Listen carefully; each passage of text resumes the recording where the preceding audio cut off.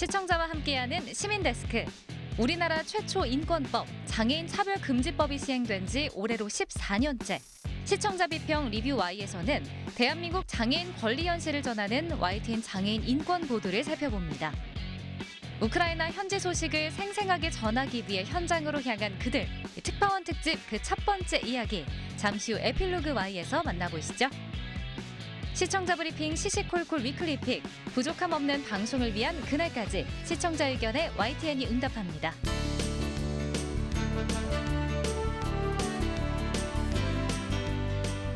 시청자 여러분 안녕하십니까? 시민데스크 강진원입니다. 완연한 봄의 정취가 느껴지는 요즘 전국 꽃놀이 명소로 발걸음 옮기는 분들 많으실 겁니다. YTN 남산 서울타워에선 벚꽃 개화 시기에 맞춰서 서정문학 남산 시화전이 열리는데요. 코로나19로 여전히 조심스럽긴 하지만 봄 기운 가득한 남산에서 문학의 향기를 느껴보시기 바랍니다. 이번 주 시민데스크 시청자 비평 리뷰 Y로 시작합니다.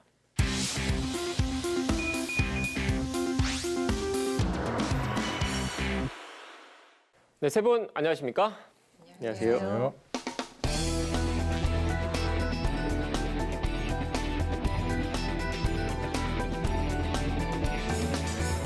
네, 오늘 리뷰 Y 시간 시작합니다. 먼저 정영희 시청자평가원님이 꼽아주신 주제부터 들어보겠습니다. 네, 지난해부터 이루어진 전국 장애인 차별철폐 연대의 지하철 시위가 4월 현재 한국 사회의 이슈의 중심에 있습니다. 여전히 논쟁 중에 있는데요. 오늘 리뷰 Y에서는 장애인 인권 문제를 다룬 YTN의 보도들을 살펴보도록 하겠습니다. 네, 이어서 박사님, 장애인 이동권 관련 최근 YTN 보도 어떻게 보셨습니까? 대통령 선거가 끝나고 정권이 교체되면서 새 정부의 정책 변화 방향에 대한 관심과 기대도 높아지고 있는 상황입니다. 그만큼 새 정부의 요구 사항을 전달하고자 하는 성명이나 집회, 시위도 많아지고 있습니다.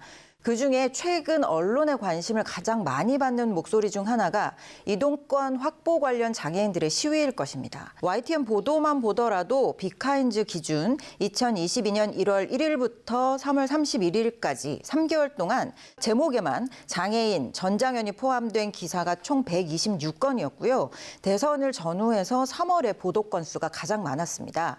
언론이 상대적인 약자인 장애인을 다룰 때에는 또 민주사회의 시민의 권리를 할 수 있는 집회와 시위를 다룰 때에는 몇 가지 원칙을 지켜야 합니다.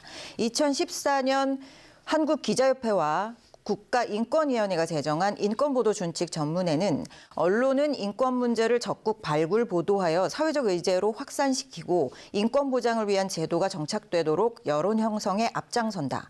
또 인권보도준칙 제1장 1조 언론은 민주주의와 국민주권을 훼손하는 표현을 사용하지 않는다. 다항에서는요. 민주적 기본권인 집회 시위를 부정적으로 묘사하지 않는다라고 규정하고 있습니다. 이러한 원칙을 기준으로 YTN의 장애인 인권 관련 보도들을 살펴보고자 합니다. 네, 이어서 평가원님께서 준비한 내용도 들어볼까요? YTN의 보도는 전반적으로 장애인의 목소리와 그리고 사회를 향한 호소, 이런 것들을 잘 전달하기 위해서 노력을 해왔다고 평가할 수 있습니다. 3월 13일의 장애인에겐 더 혹독한 셀프 방역, 장애인 관리 포기한 셈이라는 기사에서는 변화된 방역 방침 안에서 보호받지 못하는 그런 장애인들을 조명을 했는데요. 언론이 이러한 상황을 반복적으로 노출시키면 이슈화가 될 것이고요. 그리고 사회와 정부는 해결책을 마련하기 위해서 노력을 하기 때문에 참 의미 있는 뉴스라고 보았습니다. 또한 3월 14일에 뉴이저에서 보도된 내용인데요. 약자에 대한 공정과 상식, 예산으로 증명돼야라는 제목으로 나온 기사입니다. 관련법과 그리고 시행령과 장애인 단체의 요구사항들 이런 것을 한눈에 정리해서 잘 보여주면서 그리고 구체적인 실천 방안은 무엇인지, 즉 다르게 말하면 예산의 문제와 연결을 하면서 이슈의 그 중요성을 부각시켰습니다. 네, 박사님, 이 밖에 어떤 보도가 또 눈에 띄었습니까? 예, 또 한 가지 YTN의 단독 보도가 크게 눈길을 끌었는데요. 전국 장애인 차별철폐 연대의 장애인 이동권 보장 시위 관련 보도입니다. 장애인 단체는 싸워 이길 상대, 서울교통공사 대응 논란 제목으로 보도를 해주셨는데요. 이후에 이 보도가 지상파 방송사를 비롯해서 여러 언론사에서 보도가 쭉 되면서 이슈가 점점 더 확산되는 양상을 보였습니다. YTN의 이 단독 보도에서는 해당 문건을 되게 자세히 짚으면서 무엇이 문제인지를 파악할 수 있게 도움을 주었고요. 나아가서 장애인 이동권 시위에 대한 부정적 여론이 어떤 과정을 거쳐서 형성되고 또 확산될 수 있는지 우리가 추론할 수 있도록 정보를 제공해 주었습니다. 관련해서 또 하나 눈에 띄는 좋은 보도가 있었는데요. 3월 29일 방송된 팩트Y 장애인 단체 윤 당선되자 지하철 시위 시작했다 보도입니다. 국민의힘 이준석 대표가 장애인 이동권 확보를 위한 시위를 두고 문재인 정부와 박원순 시장이 있을 때는 말하지 않던 것들을 대선 기간을 기점으로 해서 윤석열 당선인이 당선되고 나서 이 당선인에게 요구하고 불법적으로 위험한 방법으로 관철시키려고 하고 있다라고 발언한 점에 대해서 사실 여부를 검증한 보도입니다. 데이터 시각화를 통해서 직관적으로 보여줌으로써 이준석 대표의 발언이 사실이 아님을 명확히 보여주었습니다. 영향력 있는 인물이 발언을 하고 또 이 발언이 언론을 통해서 보도가 되면 여론과 사회에서는 사실처럼 받아들여지게 되는 경우가 많습니다. 그래서 팩트체크가 더 중요할 텐데요. 이 보도는 인권 관련 사안에 대한 전장현의 이동권 보장 요구 시위에 대해서 정치적인 입장에 따라서 자칫 부정적 여론이 형성될 수 있는 우려를 차단한 좋은 보도라고 할 수 있겠습니다. 네, 평가원님 이어서 아쉬웠던 점도 짚어볼까요? 금방 말씀하신 부분과 좀 겹치는 부분이 있는데요. 네.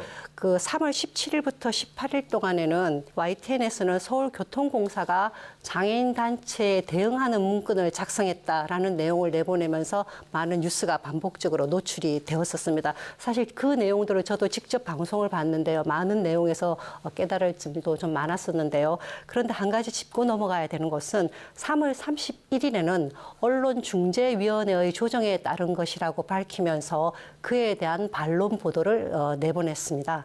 그래서 이 내용을 보면 서울교통공사의 해당 문건은 공사의 공식적인 문건이 아니라 개인이 작성을 해서 내부의 인트라넷에 공유했다라는 그런 내용으로 정리가 되었는데요. 이미 이제 그와 관련되어서 강한 제목을 달고 나간 보도들이 좀 많았었습니다. 사회적 약자를 보호하고 그들의 목소리를 이렇게 전달하기 위해서 제작진이 애쓴 것은 충분히 이해는 되었고요. 또 그 노력들이 충분히 보였습니다만 이러한 사소한 것에서라도 팩트 체크를 좀 더 꼼꼼하게 하려는 그런 노력이 뒷받침되어야 되지 않을까라는 생각을 했습니다. 한번 보도된 내용은 돌리기가 어렵고요. 그리고 자칫하면 또 다른 논쟁을 낳거나 아니면 다른 피해를 발생시킬 수가 있기 때문에 조금만 더 관심을 가지고 노력을 해주셨으면 합니다. 네, 두 분께서 칭찬할 점 그리고 또 아쉬웠던 부분을 함께 짚어주셨는데 해설위원 실장님께서는 어떻게 보십니까? 네, 저는 일단 우리 사회에 여전히 남아있는 장애인에 대한 편협한 시각, 그 민낯을 적나라하게 폭로한 보도라고 평가를 하겠습니다. 국민 세금이 들어가는 공공기관에서 공기업에서 사회적 약자를 상대로 이 같은 여론전과 법적 대응을 벌이는 방안을 논의했다는 사실이 비록 교통공사 측 설명대로 일부 직원의 개인적인 일탈이라고 해도 굉장히 충격을 줄 수밖에 없습니다. 다만 앞서 말씀하신 해당 기사의 반론 보도와 관련해서는 좀 미흡했다 이렇게 지적하신 부분은 조금 설명이 조금 더 필요해 보이는데요. 반론 보도문이라는 게 기사가 잘못돼서 정정이 필요하다 이런 정정 보도와는 사실 완전히 다른 것입니다. 언론 중재위 중재를 통해서 한쪽 당사자 입장 그러니까 말 그대로 반론을 실어주는 차원인데요. 그렇기 때문에 이를 근거로 취재가 꼼꼼하지 못했다고 지적하신 건 조금은 동의하기 어려운 부분이라고 말씀드리겠습니다. 좀 더 구체적으로 설명을 드리면 지난달 17일 황보혜경 기자의 기사를 보시면 교통공사 측의 직원 개인 의견에 불과하다는 반박 입장과 인터뷰까지 담겨 있고요. 두 번째 꼭지로 방송된 이준엽 기자의 기사에서도 홍보팀원 개인 의견에 불과하다는 문장 역시 포함이 되어 있습니다. 이 준엽 기자의 기사에는 교통공사의 반박 해명 입장이 두 문장에 걸쳐서 자세히 소개가 됐습니다. 사실 우리가 이 보도를 보면서 중요한 건 교통공사의 설명을 그대로 믿는다고 해도 이게 과연 실제 일개 직원 개인의 의견일 뿐이고 일탈인지 꼼꼼히 따져봐야 한다는 건데요. 정말로 이 직원의 의견이 부적절하다고 판단된다면 교통공사 측이 사후에 어떤 조치를 내렸는지 계속 살펴볼 필요가 있다고 보고요. 후속 보도가 그래서 기대가 됩니다. 네. 또 관련해서 정치권의 공방도 뜨거웠는데 박사님께서는 어떻게 보셨습니까? 예, 집회와 관련한 보도들 중에 요새 자주 미디어에서 보이는 프레임 중에서는요, 현장에서의 갈등 프레임, 또 게임 중계와 같은 날선 발언에 대해서 받아쓰기 보도, 특히 사안을 둘러싼 정치권의 말 공방을 받아쓰기식으로 전달하는 보도들입니다.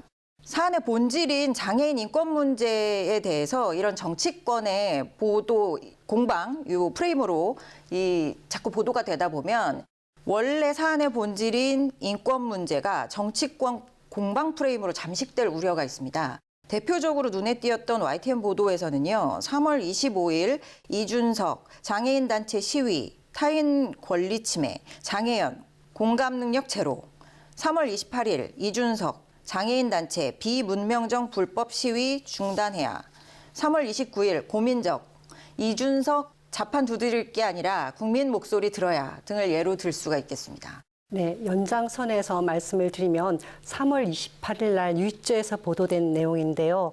함께 걷고 같이 가자는데 비문명적이라는 제목으로 뉴스가 나왔습니다. 야당 의원의 발언을 따옴표로 표시를 했는데요. 이 뉴스의 내용을 보면은 반복되는 그런 장애인들의 리프트 사고와 휠체어 사고 이런 것을 알리면서 그 사안의 심각성을 잘 전달을 했고요. 그리고 또 OECD의 여러 다른 국가와 비교를 해서 우리나라 예산 규모도 잘 설명하고 있는 그런 아주 중요한 뉴스였습니다. 그렇지만 장애인 단체의 시위를 폄하한 그런 정치인의 발언을 강하게 아쉬움을 표현하기 위해서 따옴표로 가지고 오다가 보니까 뉴스 전반에 있었던 중요하고 우리 시청자에게 함의를 줄 수 있는 내용들이 묻혀버리는 그런 아쉬움이 있었습니다. 네, 그러니까 정치권의 공방전을 단순히 받아쓰는 이른바 따옴표 보도를 지적해 주신 것 같은데 해설위원 실장님께서는 어떻게 보십니까? 저도 비슷한 생각인데요. 최근 언론의 가장 큰 문제는 받아쓰기 보도, 베끼기 보도라고 할 수 있겠습니다. 비단 이번 문제뿐만 아니라 모든 사안과 이슈에서 요즘 언론이 비슷한 행태를 보이고 있는데요. 정치인의 자극적인 발언뿐만 아니라 유명인의 SNS를 무분별하게 인용 보도하고 그 발언의 진위 여부에 대해서는 전혀 사실 검증 자체가 없다는 게 가장 큰 문제라고 할 수 있습니다.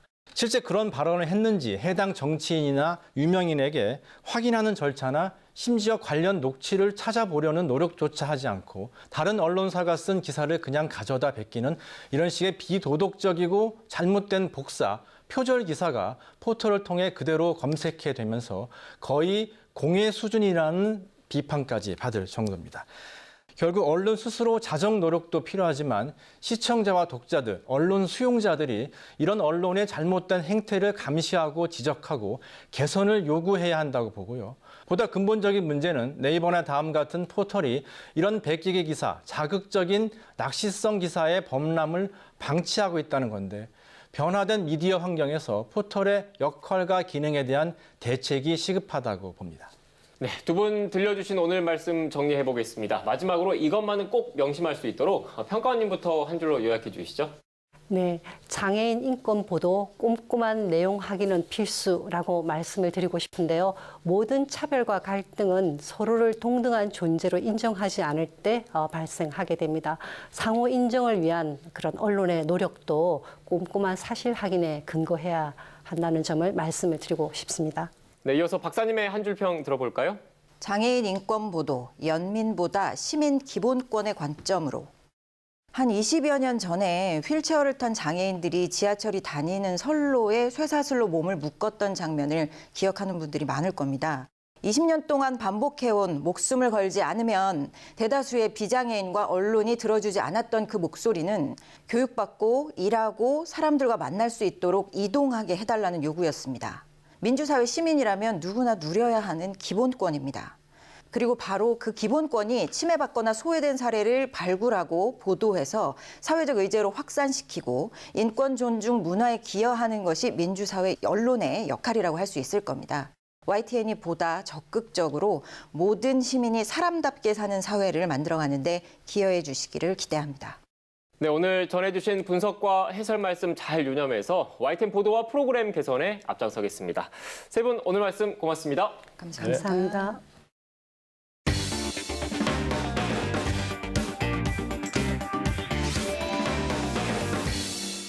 YTN 방송엔 담기지 않은 취재 뒷이야기를 들어보는 시간입니다. 오늘 에필로그 Y에선 우크라이나 현지 소식을 누구보다 발빠르게 전해온 이승윤 특파원과 이야기 나눠봅니다. 지금 바로 만나보시죠. 전 세계가 주목하고 있는 러시아의 우크라이나 침공 사태. YTN은 특파원을 통해 현지 소식을 생생하게 전하고 있는데요.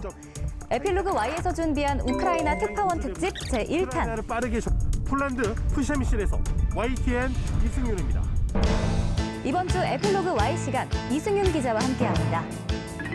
네, 기자님 어서 오세요. 네, 안녕하세요. 반갑습니다. 네, 저희 에필로그 Y에서 정쟁 지역에 다녀오신 특파원을 모신 거 정말 처음이거든요.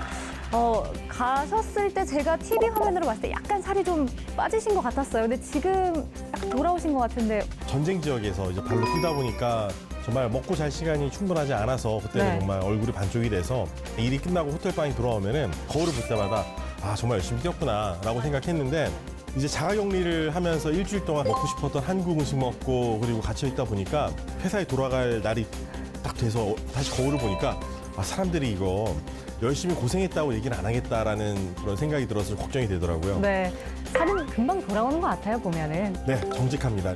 자, 출장 가실 때부터 이야기를 좀 차근차근 해볼까 합니다. 러시아 침공 이전부터 특파원으로 가셨었나요? 네, 제가 정확히 갔던 게 제가 2월 17일 날 가서 제가 3월 13일에 제가 돌아왔습니다. 그래서 제가 처음에 출발할 때만 해도 우크라이나 전쟁이 아니고 우크라이나 사태였고 네. 뭐 이 사태가 과연 얼마나 심각해질까 그때까지만 해도 가늠이 어려웠던 상황이었거든요. YTN 기자분들 중에서 가장 먼저 뽑혀서 이제 특파원으로 가신 거잖아요. 뭐 뽑히신 이유가 있나요? 뭐 열정으로 지원을 하셨나요? 이번 사안이 이제 외교적인 사안이기도 하고 또 국방 관련 사안이기도 합니다. 그래서 제가 국방부, 외교부가 소속되어 있는 통일외교 안보부 이제 기자로 1년 이상 활동을 해왔기 때문에 배경 지식이 그런 면에서는 좀 더 나을 것이다. 이런 부분이 있었던 것 같고요. 제가 워낙 좀 체력이 좋은 편이고 잘 뛰어다니는 편이니까 어디를 보내놔도 별 문제가 없을 것이다. 이런 기대로 아마 저를 보내신 것 같은데 제일 큰 요인은 아마 갈래 그럴 때 네, 제가 가겠습니다. 이렇게 손 들었던 게 네. 제일 컸던 것 같습니다. 그만큼 그 취재에 대한 열정이 좀 있으셨던 것 같아요. 저는 사실 지금도 네. 다시 들어가라면 들어갈 준비가 되어 있고 가장 보람이 있는 건 바로 현장에 갈 때 역사가 쓰여지는 그 현장에 바로 제가 직접 가서 제 눈으로 보고 그리고 제 목소리로 다른 사람에게 전할 수 있다는 게 기자가 돼서 가장 느낄 수 있는 큰 보람이 아닐까 생각합니다. 뭔가 이렇게 진정성이 저한테까지 좀 와닿는 것 같았어요. 근데 열정이 있는 건 좋지만 사실 이 지역은 일반 지역이 아니고 전쟁이 일어나고 있는 지역이잖아요. 그래도 가시는 걸 준비할 때 좀 걱정되지 않으셨어요? 네, 맞습니다. 사실 회사에서 제가 나갈 때 보통 여행자 보험 들어주는데 이번엔 전쟁 보험을 들어주더라고요. 그래서 이 생명이 위급할 때 얼마까지 이렇게 나온다는데 액수가 네. 크길래 아, 정말 위험한 데 가는구나. 저도 몰랐는데 저희 회사에 방탄 헬멧과 방탄 조끼가 있더라고요. 그래서 비상 저보고 상황에 이제 대비한 건가 네, 봐요. 비상 상황에 대비해서 그걸 가져가라 그러는데 일단 첫 번째 드는 생각은 이거 과연 폴란드 이거 입국할 때 혹시 화물 검색할 때 수상한 사람으로 찍히지 않을까 좀 걱정이 됐고 두 번째는 애가 보고 갑자기 이제 아빠 뭐해? 이러는데 이제 이게 뭐야 그러길래 이 방탄 헬멧하고 방탄 조끼인데 아빠가 이걸 입을 일은 없기를 정말 바래. 그러니까 입지 마 그러더라고요. 그래서 이제 그때 이제 걱정하는 가족들의 모습을 보면서 아 정말 이 옷이 효용을 발휘하는 그날이 오지 않기를 간절히 바라면서 끝까지 취재했던 것 같습니다. 결국 안 입으셨죠, 그래도? 입지 못했습니다. 사실은 타 다행이네요. 방송사는 방탄조끼를 입고 이제 방송을 해서 뭐 일부 이제 댓글에서는 좀 비판을 받기도 했는데 사실은 이거 전쟁 상황이고 국경 앞이니까 입어야 되는 거 아니에요. 이제 촬영 기자랑 상의를 해봤는데 저희 솔직히 피난민들이 많이 몰려오고 전쟁의 어떤 그런 위협을 저희가 느낄 수 있는 상황이었지만 뭐 정말 폭격이 떨어지는 그런 아찔한 그런 상황까지는 아니었었거든요. 그래서 그냥 있는 그대로 여기는 이제 그렇게까지 위험하진 않지만 정말 수백만 명의 피난민들이 몰려오는 모습이 있다. 그리고 바로 국경 지역이라서 어떤 전운이 감도는 모습을 피부로 느낄 수 있었다. 이런 걸 좀 전해드리려고 노력했던 것 같습니다. 갔다 오신 곳이 그럼 폴란드랑 우크라이나 그 국경 지역에 있는 프셰미실이라는 지역이 맞나요? 네, 맞습니다. 제가 다녀온 곳이 이제 처음에 들어갈 때는 이 폴란드의 수도인 바르샤바로 들어갔고요.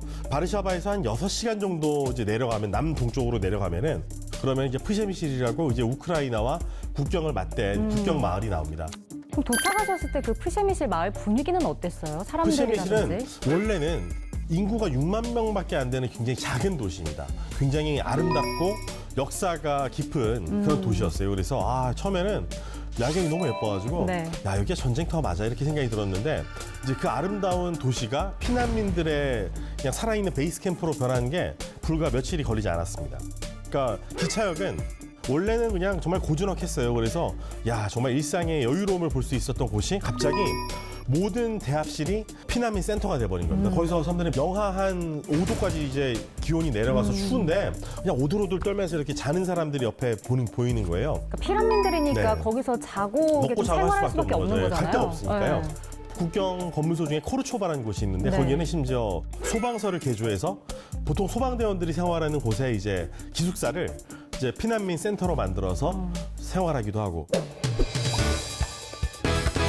정말 많은 분들을 만나보셨잖아요. 뭐 인터뷰에도 많이 담으셨고요. 그분들한테서 좀 들은 기억에 남는 에피소드나 이야기들도 있나요? 네, 일단 이런 아마 질문을 받으면은 꼭 전해드려야겠다라는 생각이 좀 들어서 한번 추려봤습니다. 한 10분 정도 얘기할 수 있을 것 같아요. 많네요. 정말 사실은 15분 정도 생각을 했는데 네. 그래도 방송이니까 이제 축약해서 네. 그래도 정말 중요한 분들 꼭 기억해야 될 분들을 꼭 좀 거명을 해보자면 먼저 일단 세르게이 씨였는데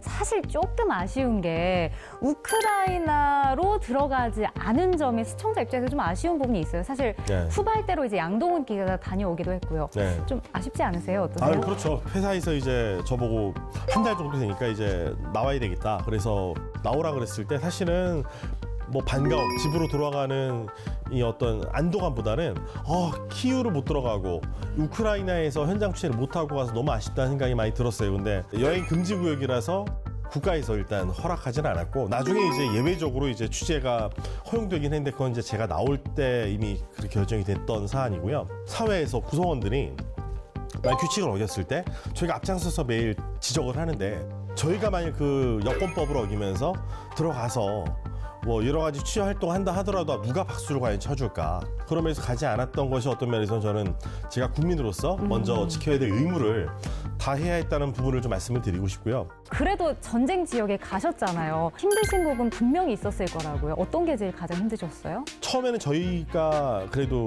일찍 온 편이었어요. 그래서 뭐 CNN도 없고 뭐 뉴욕타임즈도 없고 그래가지고 정말 편안하게 취재를 할 수 있었는데 이제 언론사들이 막 몰려드니까 그리고 피난민들도 정말 밀물같이 이제 몰려오니까 국경 수비대나 경찰 이런 쪽에서는 점점 이제 취재 범위를 좁혀오고요. 그러면은 점점 취재 환경은 열악해지는 겁니다. 그러니까 점점 이제 회사에서는 이 상황이 심각해지니까 취재를 더 열심히 하라고 그러고 취재 환경은 점점 열악해지고 중간에서 중간에 고생을 껴서 많이 이제 하시는 그러면 거네요. 이제 절충을 해야 되는데 네.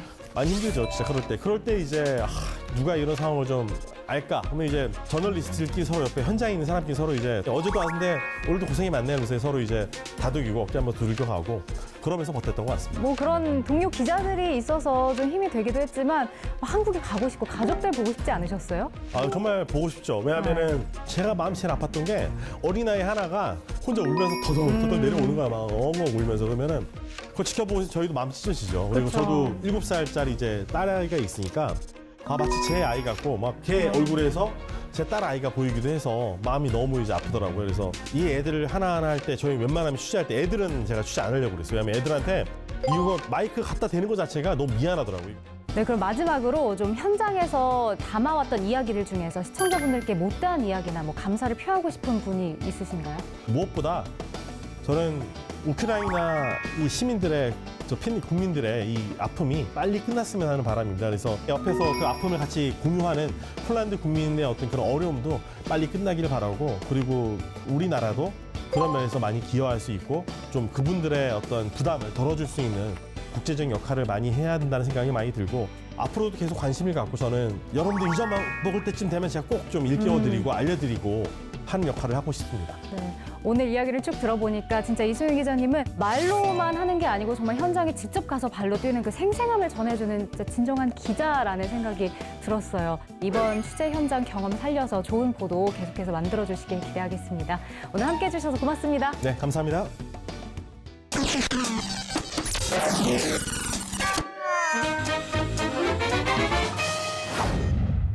가장 빠른 옴부즈맨 프로그램, 그 기록을 모아보는 시간입니다. 시청자 브리핑 시시콜콜 위클리픽, 이번 주 시청자 의견 함께 보시죠.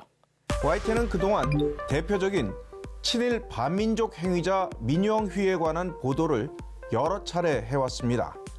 최근에 방송된 기사에 대한 시청자와 모니터단의 평가를 알아보겠습니다. 친일파 민영희의 무덤을 관리하는 가옥이 문화재로 지정돼 있다는 2017년 YTN 첫 보도. 보도 이후 항일 독립운동가 단체는 문화재 지정 해지를 요구했습니다. 그러자 문화재 안내판만이라도 친일 관련 역사를 함께 기록해야 한다는 지적이 이어졌고 자치단체도 이를 받아들였습니다. 지난해 12월 춘천시가 별도의 알림 없이 슬그머니 교체 설치한 안내판. 추가된 문구는 조선 후기 관료이자 정치인인 민영희가 전부. 친일 관련 기록은 여전히 단 한 줄도 포함되지 않았습니다.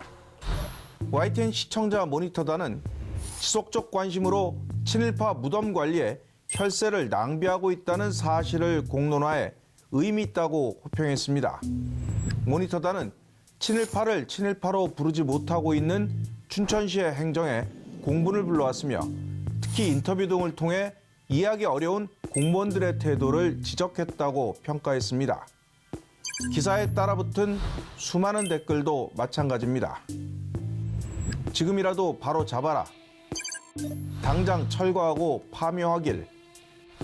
즉각 문화재 지정 해제하라. 왜 친일파 사유재산에 세금을 낭비하냐며 그릇된 역사인식을 심어주는 행위라고 우려하는 내용이 쏟아졌습니다. 홍성욱 기자는 방송이 나간 뒤 별도의 칼럼을 통해 자세한 취재 후기를 풀어내기도 했습니다. 홍 기자는 취재를 시작한 2017년부터 지금에 이르기까지 춘천시의 인식은 크게 달라지지 않았다고 꼬집었습니다. 홍 기자는 시민들이 이해할 수 있는 제대로 된 조치가 이루어질 때까지 계속 취재하고 기사를 쓰겠다고 약속했습니다. 요즘 침대 많이들 쓰시죠? 한 유명 매트리스 업체가 품질 보증 5년이라고 내세우면서 사용했던 제품은 재배해 논란이 되고 있습니다. 품질 보증 5년이다. 사용하면서 이슈가 있으면 교환 바로 해드린다라고 너무 자신 있게 말씀을 해주셔서 갑자기 자다가 여러 번 잠을 깨고요. 허리가 좀 이유 없이 많이 아파서. 그런데 문제를 판매처에 알리자 해당 매트리스는 보증 대상이 아니라는 답변이 돌아왔습니다. 5년까지 된다는 품질 보증은 사용하지 않은 새 매트리스에만 해당한다는 황당한 이유 때문입니다. 2년 전 백화점에서 산 매트리스의 품질 보증은 개봉하지 않은 상품만이라는 업체 측 입장에 A씨는 소비자원에 알리고 적극적으로 문제를 제기했고 결국 한 달 만에 업체는 매트리스를 회수해 검수에 들어갔습니다. 해당 보도가 나가자 사다 놓고 5년을 개봉하지 말고 쓰라는 거냐 뭐냐. 이런 건 업체랑 제품을 밝혀라. 외형만 문제 없다면 성능은 보증 안 한다는 거네. 초기 불량 교환은 5년이건 10년이건 해주는 거고 품질 보장은 사용하면서 생기는 문제를 보증해줘야죠. 등등 업체 측 반응에 대한 비난 댓글이 쏟아졌습니다. 사용 후 반품을 악용하면 안 되겠지만 사용한 매트리스라도 문제가 발생했을 때 회수 후 누가 어떻게 검수하고 있고 피해 보상이 어떻게 진행되고 있는지 과정이 마무리될 때까지 며칠 혹은 몇 주 간격으로 소비자에게 전달해야 한다며 이참에 제대로 된 제도를 만들자고 요청했습니다. YTN 취재 후 해당 업체는 A씨에게 이유 설명 없이 환불을 해줬다고 하는데요. 제품을 팔 때 소비자의 마음을 얻으려고 쏟는 노력을 사용 후 만족할 때까지 이어지길 바라는 건 모든 소비자의 마음 아닐까요?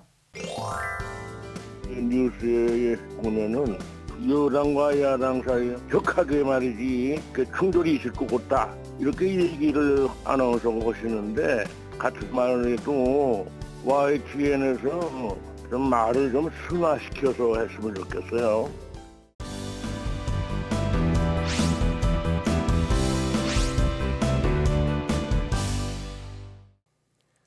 안녕하세요. YTN DMB 시청자평가원 고두입니다. 시청자 여러분은 아침에 일어나서 가장 먼저 무엇을 하시나요?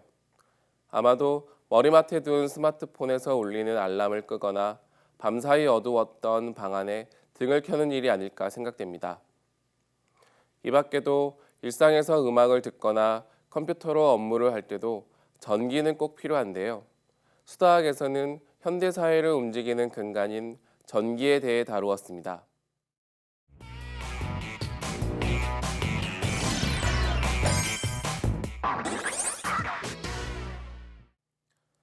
수다학은 학부모에게 수학을 쉽게 지도할 수 있는 방법을 전하고 학생들에게는 부담 없이 수학에 다가갈 수 있는 방법을 전하고자 하는 프로그램인데요. 지난 시간에는 전기를 소재로 전기와 관련된 영역에서 수학과 과학이 어떤 관련이 있는지 쉽게 설명하고자 하였습니다. 법으로 제정되어 있는 전자파 인체 보호 기준에 대한 자세한 설명과 전자파의 강도를 나타내는 단위인 볼트퍼미터나 자기장의 기준인 마이크로 테슬라에 대한 설명은 쉽게 알기 어려운 단위였기에 전기에 대한 이해를 돕는 부분이었습니다.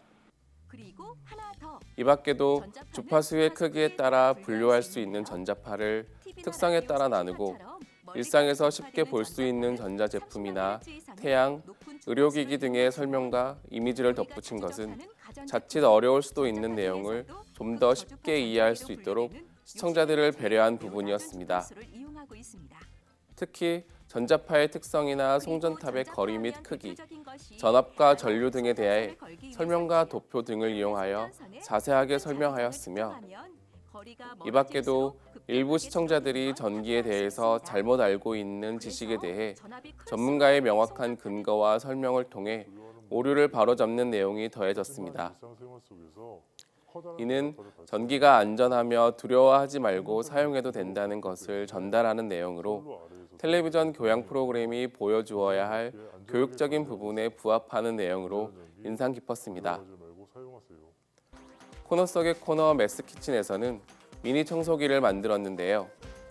지난 시간의 주제였던 전기를 이용하고 이와 함께 일상에서 쉽게 찾아볼 수 있는 소재를 이용해 학부모나 학생들이 쉽게 만들어 볼 수 있는 내용을 전달했습니다.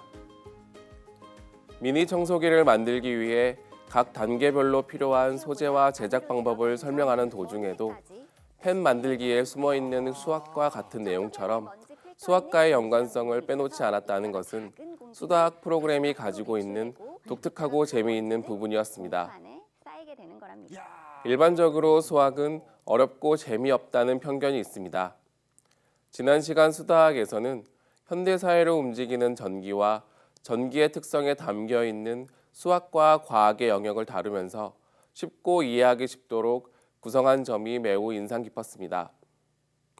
앞으로도 쉽고 재미있는 내용으로 수학에 대한 편견을 없애는 프로그램이 되기를 바랍니다.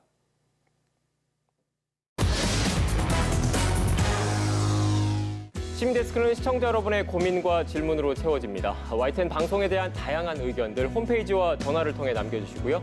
시민데스크는 다음 주 더 유익한 내용으로 돌아오겠습니다. 시청해주신 여러분 고맙습니다.